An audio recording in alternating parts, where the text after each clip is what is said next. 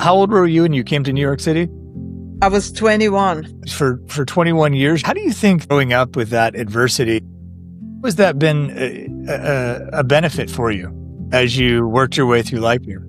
And in a way, I'm a fighter, because not only did I grow up with this experience and everybody around me, I wasn't the only one, obviously, you had to serve in the army. And in the army, what I did, I worked in intelligence and I was follow-up missiles. I was looking for missiles. When you turn a missile to shoot, to send a missile somewhere, you have to turn on the engine, and the engine sends electronic pulse.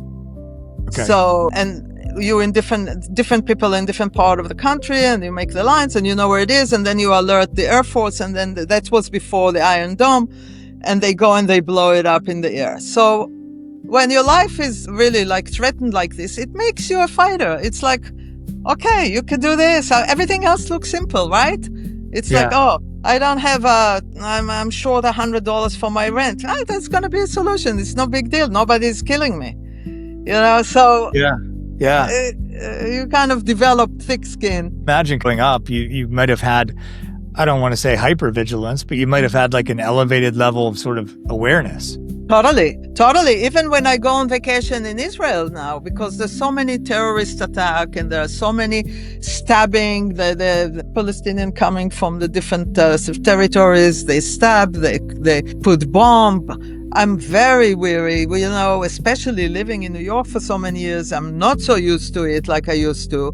Yeah. At the beginning, when I go to Israel and I go into the train or into the bus, I immediately see, is there a bag that does not belong here? Is it something that don't belong here? I'm totally hypervigilant about those things. You can't help it. When you first came to New York, what was it like to sort of not have to have that hypervigilance to a certain degree? I mean, in New York City, you might still, but I don't know. No, I don't. You forget it very fast. It's very interesting. Yeah. It's, but the funny thing for me was I never thought that I would live outside Israel. I was always into Israel and building the country and all of that. But I came to New York, and the first morning I went to get milk on the Upper West Side. I felt so at home, like more than any other time. And I think, my English teacher in Israel taught us English by teaching us songs. Yeah. And she taught us the Simon and Garfunkel song, The Boxer. Yeah. And there is a line there, I was walking down 7th Avenue. Yeah.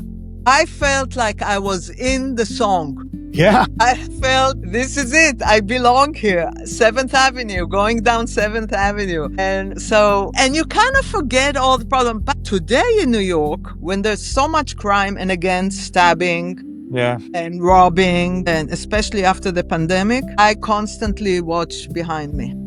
Yeah. Yeah. So that makes Woodstock even the more appealing. Exactly.